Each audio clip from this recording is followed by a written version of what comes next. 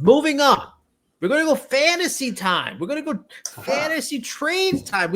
We're never going to see these things happen, but who cares? We want to imagine. We want to dream. So we're going to talk dream WWE AEW trades. We both have quite a few. I will start.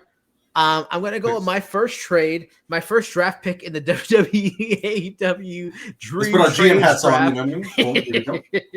We're going to make some deals. The trade deadline is upon us. Now, the first one I'm going to suggest is Jon Moxley for Charlotte Flair and Julia. Now, the idea here is Jon Moxley is very much at a point where he's a top star in AEW, but he's a top star. People are very kind of meh. And on a level, they're not going to turn on him, but his title reign made enough people kind of cringe and groan that his value has diminished a little bit in AEW, that if they left, I don't think the AEW audience, if he left, would be totally bothered. The same could be said about Charlotte. Now, Charlotte is actually starting to gain some fandom after just being despised and getting go-away heat for a while with Alexa Bliss. And that, but her value is still, I don't think there would be WWE fans really broken up, except for my brother, about Charlotte being traded. And I'm going to throw him because I feel there's more value in Moxley. He can be an immediate star than Charlotte. One-on-one is probably not a fair trade, but Charlotte still would be a huge addition for the AEW women's division. She'd be a bigger star than Charlotte. She can give her 37 belts if Charlotte has. Mercedes Moné has 9 belts or whatever she has. You can give Charlotte 1,000 belts, and then Julia just to bring some balance because I think Julia AEW love Japanese stars. I think she'd be a great fit there. She'd probably be a better fit in AEW as much as I like her.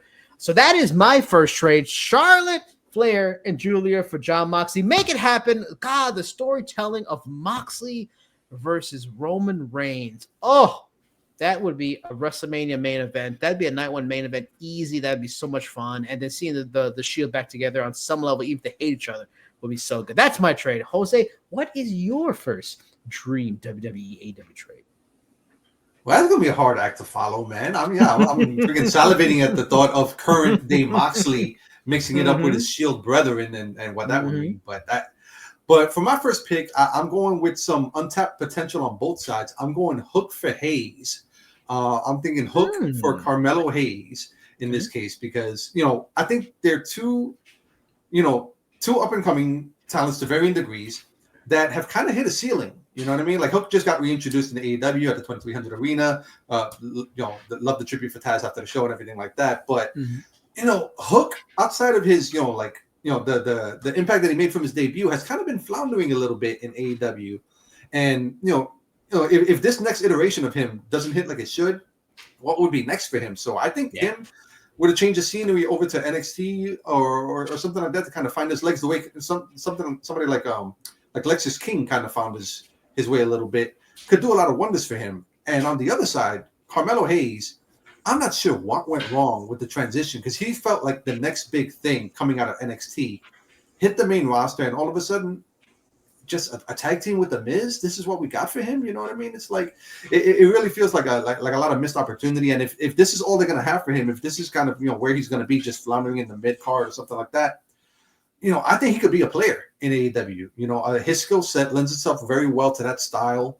He has charisma for days. So in the same way that Swerve Strickland kind of blossomed into the main event star that he became in AEW, I think there's potential for that to happen for Carmelo. So I think that'd be an interesting way to go with two talents that could maybe break through, with a change of scenery on both sides.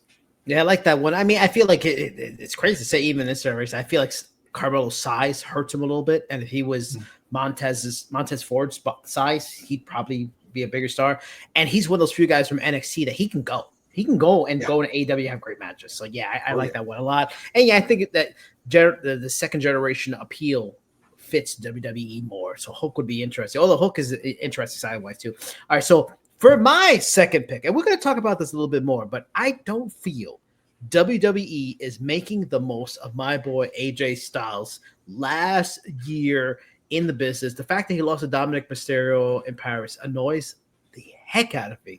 But I want to trade him to AEW for Samoa Joe. Now, the thing that my belief is, if anyone could make the most of that last year and put him in a main event role and make him a top star, it's probably, he would fit in AEW. He can still go in the ring. He still have great matches. You can have the Kenny Omega. You can have a Okada rematch. You can have all these kinds of fun matchups over there in AEW. You could have him reunite with the Young Bucks. He'd be coming to be with friends with the Young Bucks against Omega and all these guys. A lot of fun storytelling. There's always been rumors about AJ going to AEW, and that'd be interesting to see his last year at AEW. He's pretty much been everywhere. New Japan, TNA, WWE, not AEW. He's done it all in an amazing career. And did Samoa Joe. Samoa Joe's also kind of guy that's not really being used much. He's kind of just stuck. Samoa Joe is better than being in trios matches. I'm sorry. He's also in Twisted Metal. He's great in that, even though they don't use his voice. But which baffles me. Yes, he would be fun. You could have it just they could use him in a similar way as Punk, like we talked about Jericho. He doesn't have to, wrestle all the time because he does have the issues with concussions, like Eric Lindros. And he has those problems, stuff like that. You have him sparingly, but man, you can have some fun matches with Bronson Reed, Seth Rollins. If you want to revisit Punk again, fine, whatever. But there's so many fascinating matchups you can make. And Roman Reigns, oh my God, Samoa Joe versus Roman Reigns in a prolonged storyline. I think that would make the most of two absolute legends that are in the final years of their career. I think they'd be better off if they were switched. What is your second WWE-AEW trade? I love those names, man. And, I'm always for a Joe big run. So, yeah, give him one at the brass ring in WWE, please. But, yeah, for my second trade, all right, now we're talking the ladies. And I'm talking a bushel of ladies in this trade because we're going with two trios that I would like to swap places. I think the Triangle of Madness for Fatal Influence. Okay. AEW's recently been really pushing, Julia Hart, Sky Blue, and Tekla as a trio, and I love the presentation. The new theme song, the new video, and everything like that. Those are three women that have been on the roster for a while. Well, two of them, and Tekla's been like kind of the new addition, but they've kind of been finding their footing. They've been involved in a lot of good matches, a lot of interesting little parts of the storylines and stuff like that. So I think this would be a prime opportunity for them to kind of head over to NXT and see what they can do. Of the three, I'm always surprised by how well Julia Hart transitioned from her cheerleader character to this dark iteration that we see now. And Tekla has been like a revelation. She's been on the roster. Like she can go in the ring and has this energy to her that was maybe lacking from the other duo. The other duo is kind of dark and cool and stuff like that. But Tekla brings an additional thing out of them. Now the other side, Fatal Influence. I think we've talked a little bit off camera of how much JC Jane has stepped up since she's been given the ball in NXT, and she's been fantastic in her role as champion. Probably a lot of fans had their doubts about how well she would do, but she's terrific in the role and has really earned whatever comes next for her on the big stage. And, the wild card in that scenario is, I'm a big fan of Fallon Henley. And so Fallon getting an opportunity to shine solo, I'm always for that. So, if the inevitable feud between JC Jane and Fallon Henley were to take place on AEW stage, I think that's something that the fans would eat up in boatloads. So I wouldn't mind seeing those two trios kind of swap places. They're kind of in a similar place now. Well, let me not undersell Fatal Influence because they are a main event level attraction in NXT, but I think them swapping places and seeing what they could do, I think they do very well for both brands.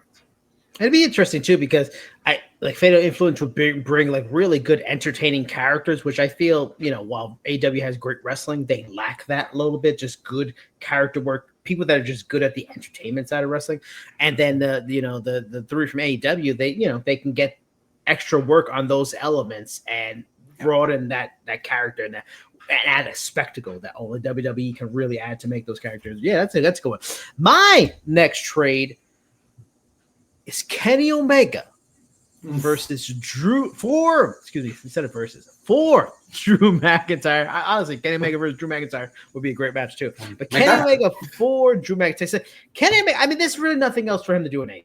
Honestly, he could be a VP and do those things. That's probably what's going to happen.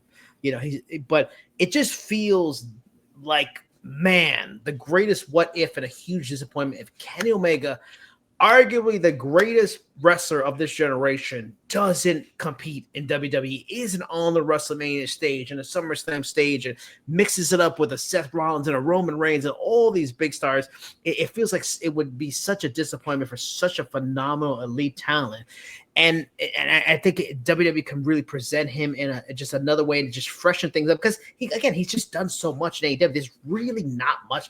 He's been a trios, he's been a tag, it's been a world. Like, there's not much from. He's just kind of going to play the hits from here on, and that's kind of just seems disappointing for a guy that's still in really elite level years. He's not in like the back end of his career. Like, he's still a high level performer. And on the other side, Drew McIntyre, I think he would fit a perfect role for AEW. Now, he's such a high level talent, but he's stuck in a tough time where you have these huge stars in a Roman Reigns and a Cody Rhodes, and then these guys coming up where it's like he could easily be a world champion, but it's like there's just other priorities and financial strategies going on where maybe him being world champion doesn't benefit them right now. While on AEW, they badly need another elite heel outside of MJF. MJF is the best heel by far, and there's not really enough someone that's close enough that still has long-term value. So Drew McIntyre would bring that, will possibly be even as good, if not better than Drew McIntyre. I mean, doing MJF, because he's got the physicality. He's a monster compared to I think he's one of the few guys that could go from WWE into AEW seamlessly with no problem and be fantastic. And I think it's fair value. Kenny Omega is an elite guy, a world champion. Drew McIntyre, I think, is an elite guy, world champion. You give up something, but you get something in a trade like that. So what is your no, please, if you got an idea. Oh, no, I was just going to say, I totally dig that and agree with you in that, the only thing left for Kenny to do is hit it big in WWE. He has literally done every single thing you can ask for him. And Drew McIntyre is constantly having to carve himself a spot on the main event roster. That might be a little bit easier over on the AEW side. But we're going for another trade here. We're talked out of a bigger package for this next thing, and honestly, in hindsight, it was a wiser choice because it may have been overselling. But if I were to go with a couple of tag teams that can kind of swap sides, or some duos, how about Jay White and Juice Robinson for the Street Profits? If we're talking about the Street Profits in WWE have been, kind of the cream on SmackDown. They just had the match with the Wyatts. They have this kind of weird feud going where will they or won't they break up? It's a little strange to see. It's almost like they're grasping. And if you ask a lot of fans, they probably should have broken up a long time ago. But the point is they've probably done all they can do as a team in WWE. So AEW could really use their talents on the tag team division, and on the other side. Before Jay White even signed with AEW, a lot of fans were clamoring for him to get a shot in WWE. Yeah. Jay White is, in New Japan was, a top level talent. Hasn't really happened for him in AEW. A lot of factors play into that, including injuries. Same thing with Juice Robinson. But Juice Robinson is a WWE kind of talent, whereas that, his personality and charisma carry him more than his ring work. Not to say anything, his ring work is bad. His ring work is great, but he's much more a character-driven kind of talent. And so him and Jay White kind of making waves in WWE would be a lot of fun to see. And there's no reason to believe that Jay White can't get to the very top in the way of a Seth Rollins or CM Punk kind of like, fan favorite, edgy kind of character that is great on the mic as well and has tons of personality. Not to mention, it's like he has experience carrying the top prize for a company. And that, in his time in New Japan, absolutely showed that he can be a main event level talent. So WWE would be wise to maximize that if they were to switch sides, and the Profits can make their waves. And if they do eventually end up breaking up, then Montez Ford could shoot right to the top in AEW and fit right in with that stuff.